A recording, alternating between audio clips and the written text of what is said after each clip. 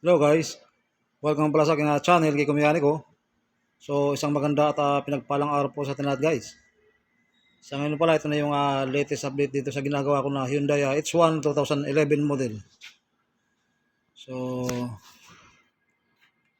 ito po guys yung yung may issue na pagka naka-minor, kung nandar yung makina at naka-idle speed, merong umiingay na aking sound. So pagka medyo inapakan yung silinyador, nawawala naman yung ingay. So yun nga po guys, napakadumi ng loob nito kung makita niyo po sa ng videos tungkol dito sa makina nito o sakyan na ito. So, sa ngayon kung mapansin niyo po guys, malapit naman po itong makina. Actually guys, nasalpak na lang yung harapan niyan, tapos paanda rin na lang, okay na. Ayan. Hyundai H1 2011 model. So, yan.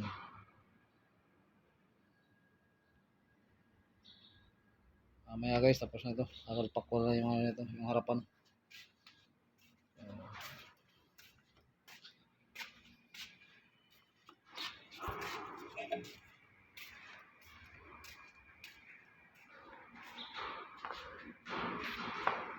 Yan.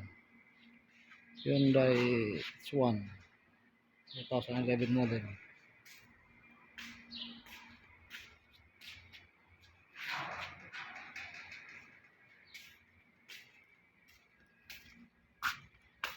So, yun guys.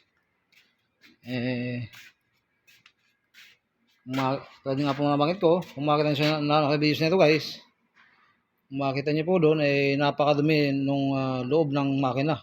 Lalo na yung BBT filter, BBT filter.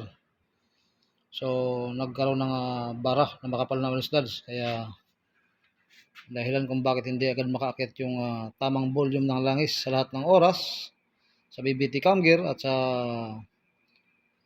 timing chain tensioner, dahilan para mayroong knocking sound pagka naka-idle speed or naka-minor yung andar. So, guys, kung makita niyo na po guys, nilinisan ko na maigi yung loob. Pati po yung BBT filter. So, para makaakit ng tama sa oras at tamang amount or volume ng engine oil sa lahat ng oras guys pag mandar na yung engine. So, pinapakita ko lang po sa inyo guys kung ano itong status dito sa ginagawa ko na Hyundai H1. So, gasoline engine po ito guys, 4 cylinder. Karamihan po dyan sa Pilipinas ay diesel engine. So, mag-update na lang po ito sa inyo panibago guys pagka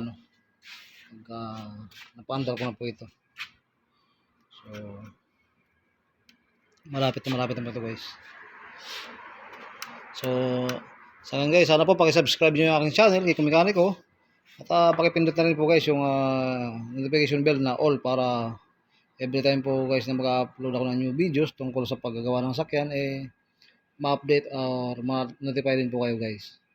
So, malaking bagay po ito para sa mga kaibigan po natin na mekaniko na gumagawa ng sakyan dyan, sa mga nag-aaral ng automotive, sa mga car owners. At least pagka naka-encounter kayo guys ng itong trouble, may idea po kayo guys kung paano niyo po aayusin para maagapan yung pagkasira ng engine. So, sa akin guys, hanggang dito na po mga video at mag-update na lang po ito sa inyo ng panibago tungkol dito sa ginagawa ko na Hyundai H1 2011 model. Maraming salamat po. God bless.